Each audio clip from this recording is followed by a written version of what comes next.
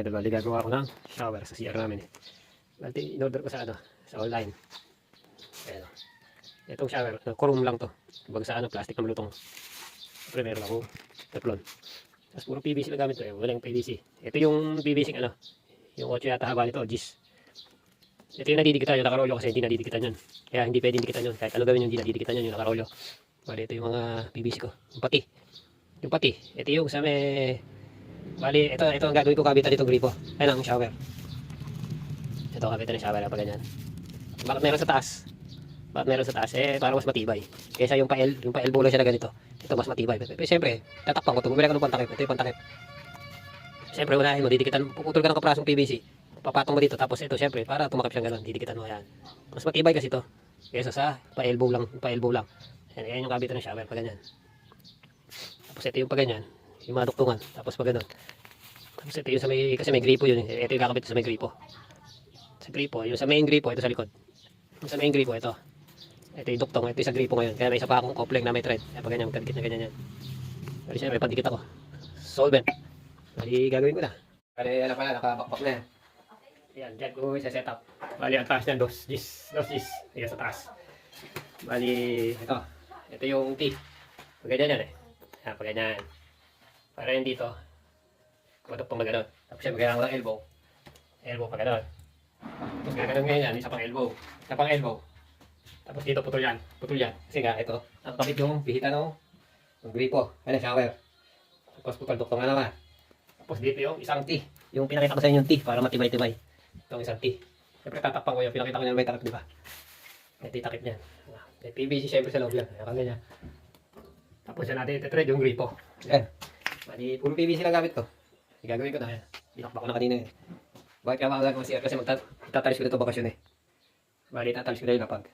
Bakit pa ganyan nakaharap? Kasi pagka sinunod ko dito, yung pinto mababasa. Yung pinto mababasa. Kaya pala dito. Para dito papunta yung palayo sa pinto. Bali yan lang. Bali yung kabitan ng shower ay tatakpan ko na yung isang side. Bali siyempre kailangan yung muna ng basahan. Nasa nyo. Tapos yung loob na didikitan nyo. Kailangan. Nasa nyo rin. Tapos ito yung solvent. O yung dikit. Yan. Sausaw nyo lang. Kahit ano nyo na lang. Pahiran nyo. Di ba isaw-saw mahaba eh. Yan, labig dyan. Damihan nyo para sure na dumikit. Ayun. Tutulak lang natin yan. Ikutin nyo para sumato siya. Ayan. Tapos siyempre, yung takip niya siyempre, susukatin nyo para puputulin nyo. Tapos didikitan nyo siyempre. Puputulin nyo hanggang dito. Tapos siyempre, linisin nyo muna bago nyo ulit dikitan. Yan lang. Tapos mamaya nga pala magte-thread ako, pakikita ko rin. Ito na yung kabitan ng shower. Siyempre, dun sa kabilang side to. Dito. Dito sa kabilang dulo nakakabit to pag gano'n. Ngayon, ito naman, siyempre, ito yung pihitan eh. Ngayon, kailangan ko mag-thread. Magte-thread ako. Ito gamit ko. Ano lang, yung pati. Binigyan lang sa gitna, yung grinder lang. Tapos medyo bilong ka para mag-thread ka. Makapag-thread yan. Kailangan diretso lang. Ganyan lang. Ayan, DIY. Oh, yan, nag-thread na. Kailangan diretso kayo. Diretso lang para hindi pumaling.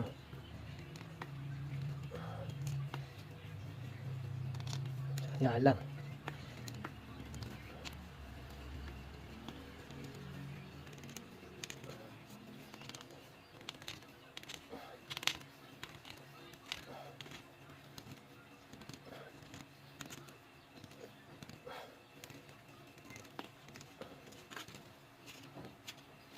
Kapatid, nag-thread na.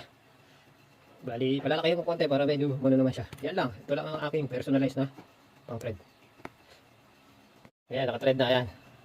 Ayan, gagawin ko. Lalagyan ko siya ng teflon. Teflon. Pabaliktad ka lang. Para yung pagka-teflon niya pahigpit. Nati-thread natin dun sa pinaka-pihitan. Yung pihitan ng shower.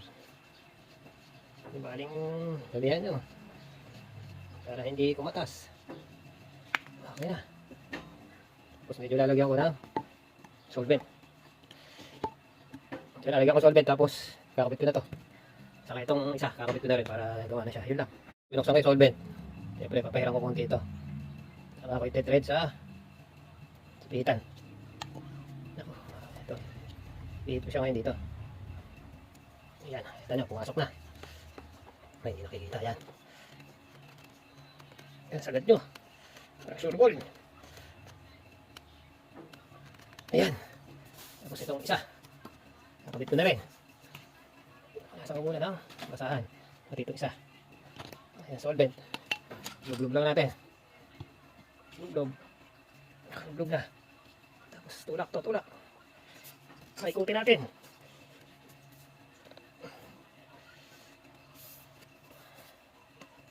Kailangan nga pala silipin nyo. Para pantay. Ayan, kailangan pumantay siya. Kailangan pumantay. Ayan, pantay na. Ganun lang. Ito na ginagawa kong shower. Tapos na, kapit na. Tapos yan yung elbow. Yung elbow na T pala to, T. Tapos may coupling para extension siya dito sa gripo. Tapos elbow. Elbow. Tapos ito yung, siyempre, dito yung shower. Taas. Ayan. Tapos yung T. Yung T ang kinabit ko imbis na elbow. Para sa akin mas matibay ito. Pagka sinunod mas makapit. Tapos yun na, may nilagang teflon. Ito pala, hindi ko pa natin teflonan. Bali, tatry ko lang muna. Yan, lakas to. Sumisigaw doon sa taas eh. Paano hindi nga sisigaw? Wala pang teflon. Bali, yun na siya. Bali, absorbahan ko muna. Bukas ko na pipitikan to.